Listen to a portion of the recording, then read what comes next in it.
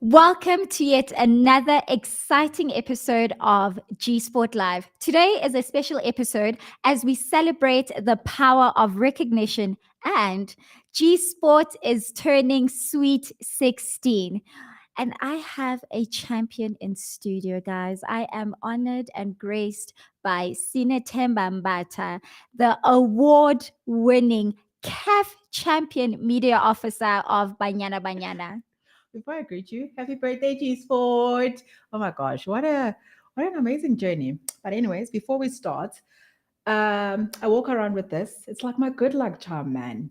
First ever WAFCON winning media officer in South Africa. But for the duration of the show, I'm gonna give it to Babsie, and she can be a champion for the day. I will take it. Here you go. I am so honored. I have to tell you guys, this has become her latest accessory, Lovisa. Watch out. This is the latest accessory that we are out here carrying. Thank you so much for gracing us with your presence. How has it been? Last week, Friday, we had our very first ever G Sport breakfast. How was your experience of that? Oh my gosh. And we had a conversation before the show started and we were talking about how that event just changed all of us. And I don't think we all expected that. Like I walked in there, like it's just gonna be a nice breakfast. We're gonna eat, of course, because I was looking forward to home cooked food, like South African food. Arriving from Morocco, of course. And then I got there and I'm like, oh my gosh, this is so insightful. Like I had a lot to learn as a media officer, especially as to how do you capitalize on the team's success. Now they've won AFCON. Now what do you do after that? And it's like the G Sport breakfast had all the answers. I absolutely enjoyed it. I know our players absolutely enjoyed it. So much to learn, and I feel like you guys should give us like a recording of that so that we keep it for It's on ourselves. YouTube, baby girl. It's on YouTube. Catch us there. And you are correct in saying that it was so insightful. It wasn't just about the advancement of women in sport, but it was about the advancement of women in general, how to build your brand, how to make sure that you're able to get those sponsorships, drawing in those corporates. So let's head on over to a clip of Cass Naidu just giving us a brief history on G Sport. I was going to do a welcome, and I said, Lebo, I don't want to go on stage, off stage. It's so messy because we like an uncluttered stage. But you're all family, and I think you all know you're welcome. We have stakeholders who are part of the Henley process that are here today. Someone like Muditambi Ravele, who really started a movement for women's sport back in 1996. So when it came to our turn in 2006 to launch G Sport, we did have a foundation. We hadn't started from scratch. But it did feel scratchy because who was launching a digital initiative in 2006? So just a very short story. We decided there was an information gap that needed to be plugged and the story of women's sport needed to be told. So my husband and I went on an 8.5K walk. We came back. He said, you're a lawyer. I'm a journalist. Let's make this happen. We hopped onto Google. We taught ourselves how to build a website. We built a website. And in 2022, these are the sponsors of the Momentum G Sport Newsroom. For many years, we self-funded the initiative. We used to laugh because every time I did cricket commentary, all the money used to go to G Sport. And my son actually says, I know G Sport is the first born, and he's not wrong. G Sport turns 16 on Monday, and ahead of our birthday, we are gifting this commercial stairway to the women's sport industry. So around the country, there is a roadmap to understand that women's sport don't need bonuses. They need to make money from sport and be paid salaries. And the way to do that is to collaborate and follow a stairway that allows you to keep the summit in place.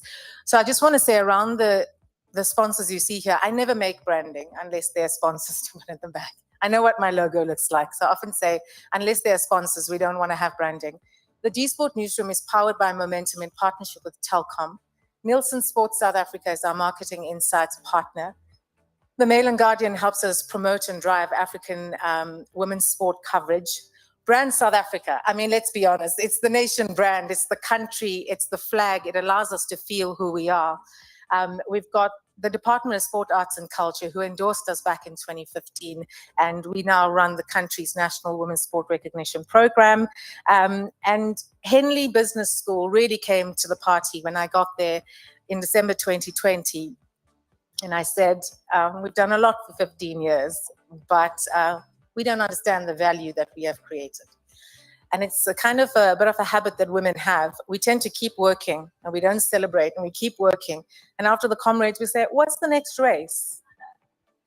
So what this allowed us to do was to take stock of where we are. And when we collaborated with everyone, we realized what our value to the industry was. And in 2021, we went on to sign 9 partners for the Momentum G-Sport initiative.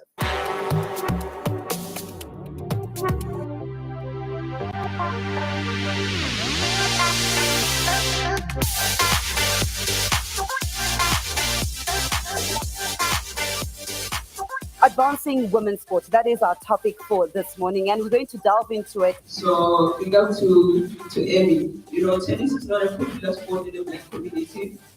And how do we get done that? Is by getting your friends and your neighbors, men and women, to click the remote. Congratulations to As we continue to celebrate the power of recognition, to make sure that when you win on the Momentum G-Sport Award stage, you stay part of our family, and we will always keep you involved.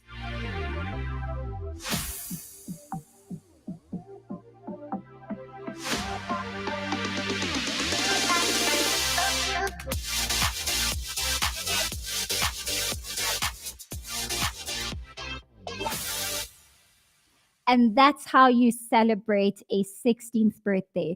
Looking forward to 16 more years of G Sport paving the way in women's advancement of sport, as well as just sharing the stories. Now, let's head on over to Cape Town, where we will chat to content lead Celine Abrahams, who's going to be letting us know what's been going on in the newsroom. Celine, how has Laura van Niekerk been performing at these Commonwealth Games? Thank you. I really do miss being in studio with you, but I'll be back soon. Talking about, just the G Sport newsroom and what has been making headlines. Obviously, Laura van Niekerk has been doing incredibly well at the Commonwealth Games. I mean, we saw her breaking the games record 3 times, in the 50 meters breaststroke. And just incredible just to see how Laura has really been doing, in her career. I think this year is her first time that, she's been competing in the, internationally in the senior category. And just to see her, coming into her own and smashing those records has really been incredible. I think it was back in May where she, took part in her first senior international. And since then, I mean, it's been a couple of months that she has been doing so well. And to see her breaking records at the World Champs, I'm really proud just to witness this. And I think just another highlight has been Tashiana Schoenmaker and her teammate, actually her training mate, I should say, Kayleen Corbett, who actually did so well in the 200-meter breaststroke events, claiming the first and third prizes. So, just looking at our swimmers at the Commonwealth Games, really proud just to see how they are doing for Team South Africa. On that note, let's look at a video of our top 3 leading weekend newsmakers. It wasn't an easy decision, but let's take a look at the video.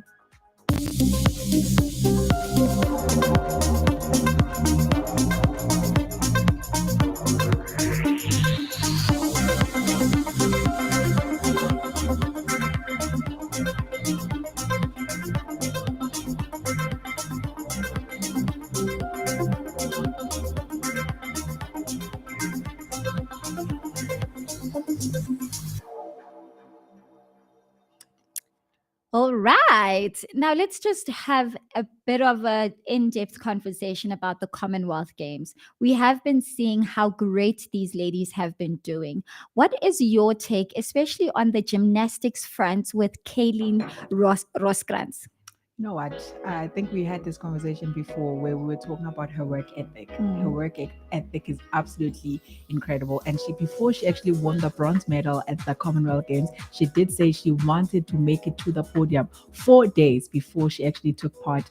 And that is just absolutely amazing. Her work ethic is unmatched. Her drive and her ability to match her goals is just absolutely inspiring. She's younger than me, but I always say she's absolutely inspiring. I love her so much. I will say that also, coming off of those African champs where she led those championships and won gold, there was no way that she wasn't going to be on that podium. And we should be looking forward to what she's going to do on the world stage at the coming Olympic Games. And you know what? I think that African gold was needed for motivation. Like she needed to remind herself of how good she is and how far she can go. And man, like the sky's the limit for her. Well, it's not even the limit for her. Like she's going so far. Interesting journey to look at. She has been a G Sport nominee before. And I love that for her. I love that she is getting the recognition that she deserves. And she has kind of brought this thing where gymnastics was not a big thing in South Africa. I'll admit it. I was never like a really, really invested. But since I crossed paths with her, I'm like so invested in the sport now. And I can't wait to see where she takes the sport and where she goes in her career. I hope sponsors come flooding, man, and just, just put her out there. She deserves it. Hashtag the power of recognition. Her other teammate, Naveen Dairies, she finished 6th in the artistic gymnastics, which is historic. That is the highest placement we have ever gotten since 1998. That's 24 years ago. So our ladies are definitely doing well. Another gold medal that we got today is Michaela Whiteboy in judo. She's coming home with that gold. And that adds on to the other gold that we got from Tatiana Schoenmaker, as well as the bronze from Kayleen Colbert. Let's go and listen to their reactions post getting those qualifications. I'm gonna cry again. I think I can't really put much into words, to be completely honest with you. Like, it really is just, it's a moment I'll never ever forget, and to share it with someone like Tatiana is honestly just, it's a teammate. She's a sister in Christ. She's incredible, and to share it with a world record holder, like, you can go on, like, the list of her accolades go on, and to that moment, it's just going to be ingrained in my head forever. I just wish my parents were here. I think this time around it did. I didn't really feel too great this morning, to be completely honest. So to be mentally tough after a race where you felt a little bit like almost not up to standard, definitely not how I felt in Tokyo. So I knew that tonight was going to be a really hard race, but this time around I was really hoping for a medal, but I think that's just the hope that you have. Any swimmer who goes into a final has the hope to somehow touch the wall in the top 3. Yeah, I was praying through the whole 25 meters. I was really just hoping for the best. I knew that it was a tough race. I knew that we were all in line because I checked on the last 50 to see where I was, and I could see that I had to like really give it like everything to somehow touch the wall, top 3. So I was fighting extremely hard, and I really just think that God gave me the courage. He just gave me the bravery that I needed in the last 25 minutes.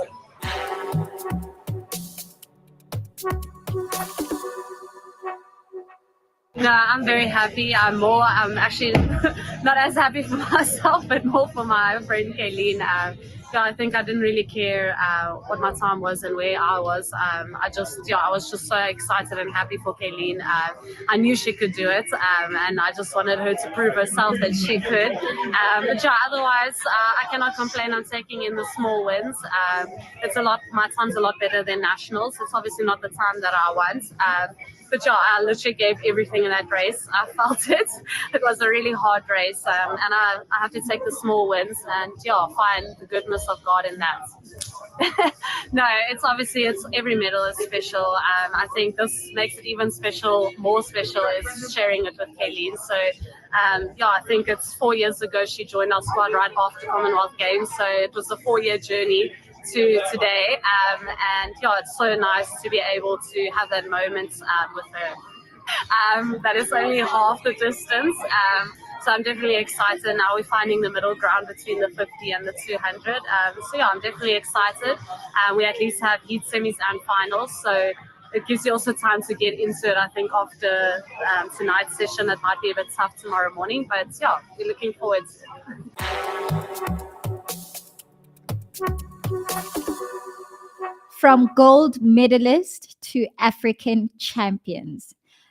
The one thing that resonated from both of these swimmers is teamwork. How important was the teamwork and that team dynamic of gelling together for Banyana Banyana?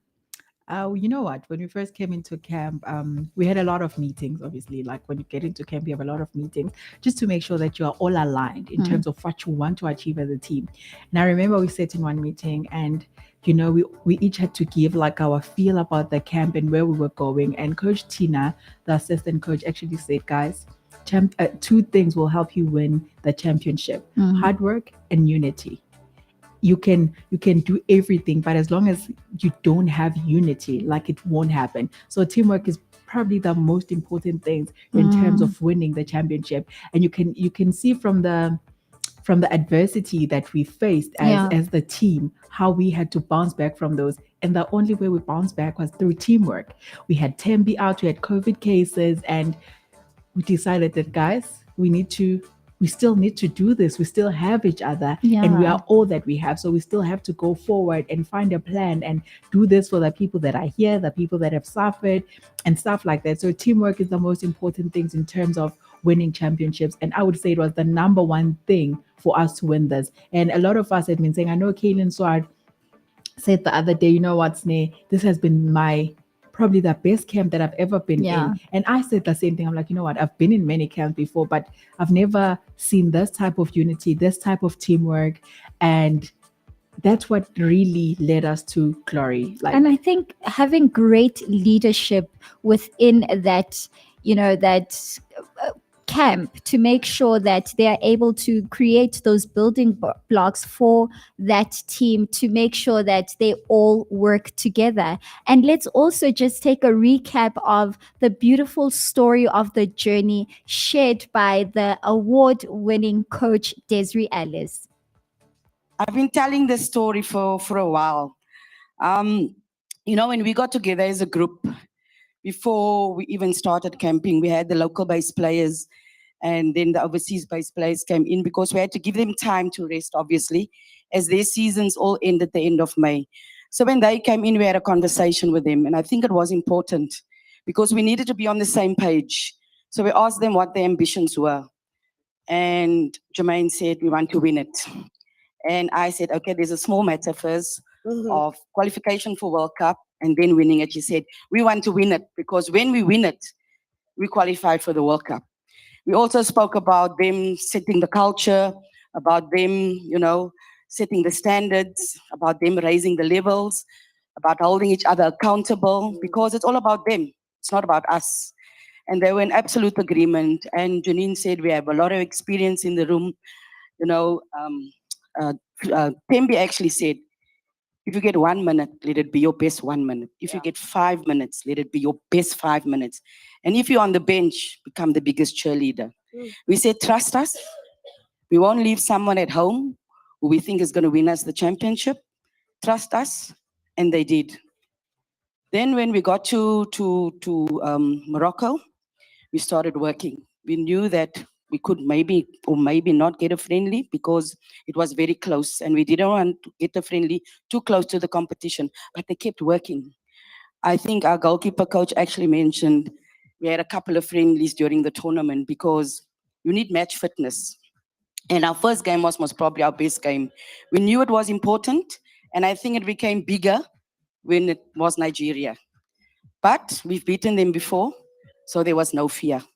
Absolutely no fear. And I thought that the players were amazing on the day. We showed the true Kasi flavor. We showed what South Africans are made of. We were true to who we were.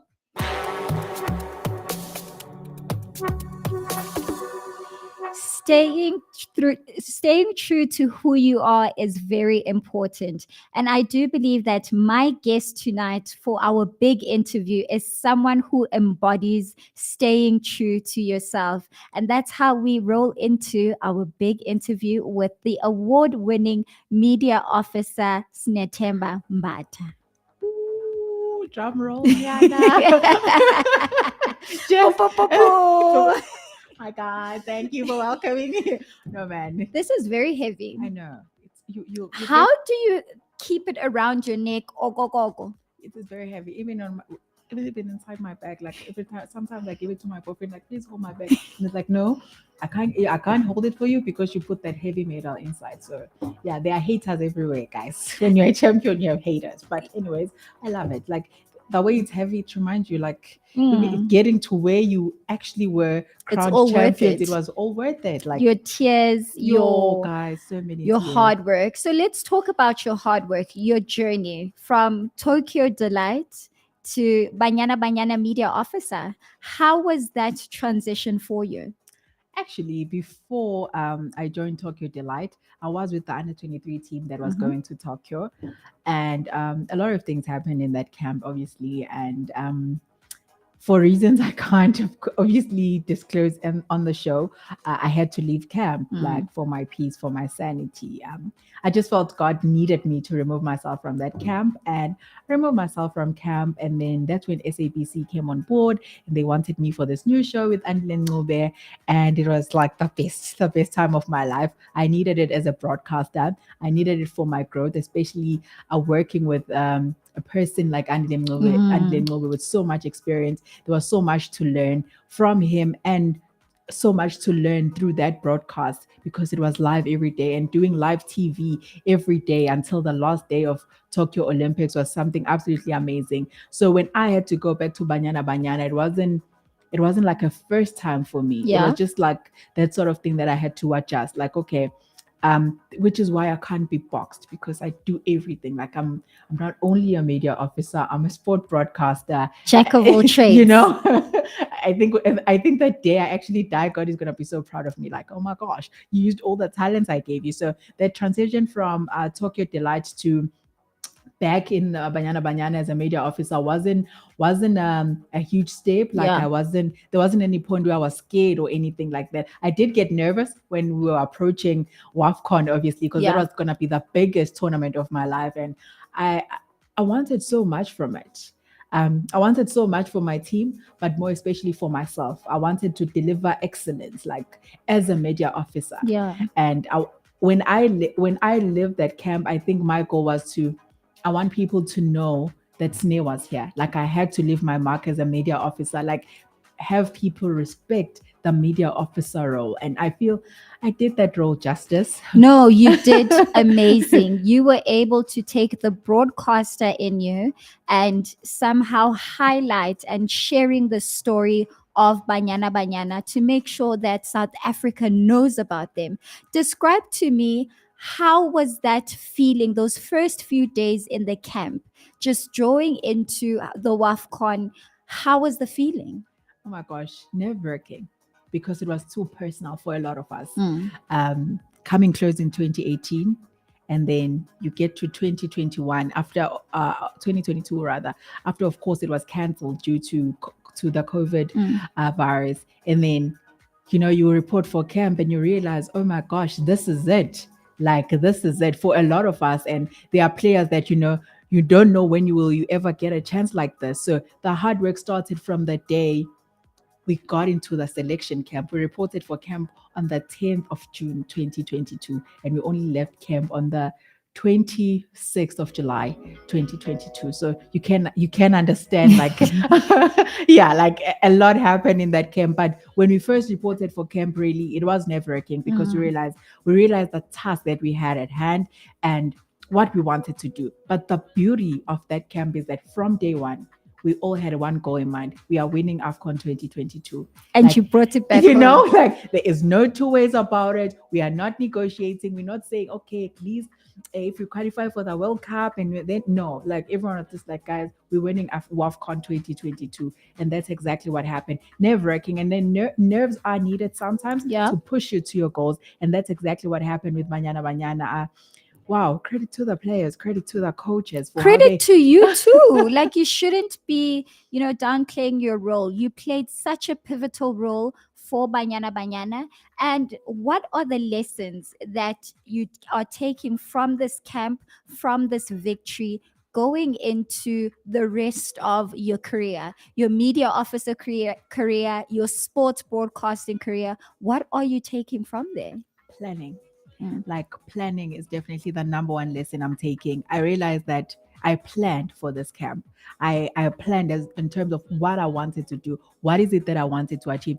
I know that as a media officer, like people often ask you, what is your role as a media officer? And I always say my role is for people at home never to have questions with regard to Banyana Banyana, because I would have answered all those questions through my press release, through my social media posts and everything like that. So planning is the number one thing that I'm taking from this. As soon as you have a vision, Mhm. a plan, and you write it down, it's so easy to execute. You just stick to Yes. the plan. Stick to the plan all the time. Like there are gonna be things that try to sway you in a different direction, but you have to come back to your plan. Like, okay, Sneh, what did you plan? What did you say you were gonna do when it gets to the final? Yeah. How did you say you were gonna promote the final? What did you say you wanted people at home to know about these players? So for me, planning is definitely the number one lesson I'm taking. You And need to bringing that vision alive. bringing the vision alive. You need to write it down. Like, don't say no. I wrote it down in my no. You have to write it down on a piece of paper, Mhm. and trust me, you are gonna be unstoppable. Of course, there's so much more that I wanted to achieve, Yeah. and I still have a chance to rectify that. I feel like I don't want to reach a point where I feel like I've arrived. There's so much room for improvement, and that's where I'm currently at. Like, I saw it was overwhelming to see people giving me credit, like, "Oh my gosh, you did a great job," and I was like, "Oh my god," I still felt like there was some room for improvement. You did a great job. Cass said, own it. This is all about you. You did a good job. And what's next for Sinethemba? Coming from such a high, how are you going to build it forward into your career? You know, the theme on Saturday at the G Sport event, it was advancing women's sport, and Yeah. I just want to get to that point. I think that's one thing we can learn from Cass. Like, we have all the powers. Like, we have all the powers to advance women's sport. Mm. We have it. Like, we don't need anyone. We are the people that we've been waiting for, and Yeah. it starts there. Like, we need to get involved. That's what I kept asking myself. Like, okay, Banyana has won AFCON. What now? Like, it can't just end like this. Like, okay, you wait for the next AFCON. No. How do I advance the sport? How do we all advance in our careers? Yes. Banyana careers, my career as an individual. So it's Hollywood Bets Hollywood League. Bet. It's about advancing women's sport, and being the voice for them, because some of them may not have the voice, but it's just being about the voice. Okay, you are put in this position, become the voice, become vocal about situations that you think might help in advancing women's sport. But I just want to get involved now, and just help the next woman up, man. Just hold each other's hands as we take women's sport to a whole different level that South Africa, and the world has never seen before. The world is your oyster. And that is the importance of the power of recognition. We have 2 more weeks open for the 2022 Momentum G Sport Awards. Sneh, you were one of the presenter squad at the 2020 Momentum G Sport Awards. Why should people nominate? What is the importance of such awards? You know what, Babsie? Most of the time we give people credit on social media, like, oh my gosh, at Babsie, you are so good at your job, or at Coach Mang Mang, you are so good at your job.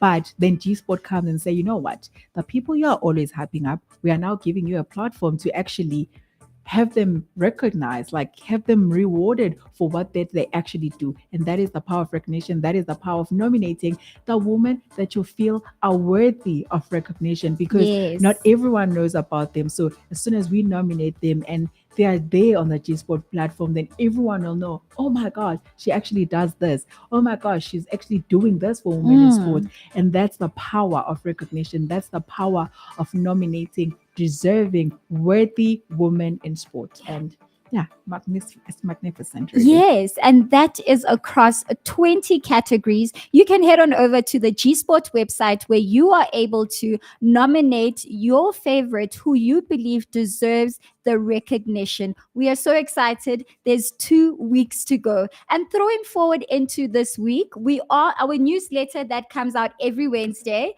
our favorite day of the week. is all about the power of recognition. So do subscribe, sign up for that newsletter so you are not left in the dark, where we are sharing stories about phenomenal women who are doing phenomenal things and men who are contributing in the advancement of women's sports. And then obviously we've got that Thursday Twitter space. Please do stay tuned. We always have a former winner who will be hosting this space. Stay tuned to our social media platforms to find out who will be hosting this week's space. We have reached the end of our episode. Thank you so much for coming. And I managed to have a gold AFCON. No, and it keeps dragging you. Like you can see it's heavy. And I wanted to say it's not easy being a champion. Not at all. It's not easy being a champion, but I'm glad you had it around your neck for the duration of the show. And yeah, being a champion suits you. You are a champion in what you do. So, So are you. I hope this motivates you to reach greater heights, man. The sky's the limit. The sky is it's not even the limit, guys. We can go. We go beyond the sky, beyond the Milky Way. But thank you guys for having me. It's always great being here. Like I love women in sports. I love seeing us come together and just help each other. Like, you know what? We are all we've ever wanted. We are all we ever waited for. And just see us rise and rise and rise and get recognition and win. Like it's so great to see women winning. It's like, oh my gosh. And it gives you that exactly that it's doable type of thing. Like I'm seeing Tatiana. Like I love Tatiana, guys. Like she has actually motivated me from the Olympics. Like I love what she stands for. I love what she does. So, and that's the importance of women in sport coming together and the power of recognition. I love your passion for women's sports. I love your passion for sports, for human beings. And that is how we wrap up our show tonight. Do make sure that you head on over to our social media platforms. Follow us for all the greatest and latest news of women's sports at G Sport for Girls, Twitter, Facebook, Instagram, and do subscribe to our YouTube channel. That is how we sign out our 16th birthday and our Power of Recognition edition. Until next week.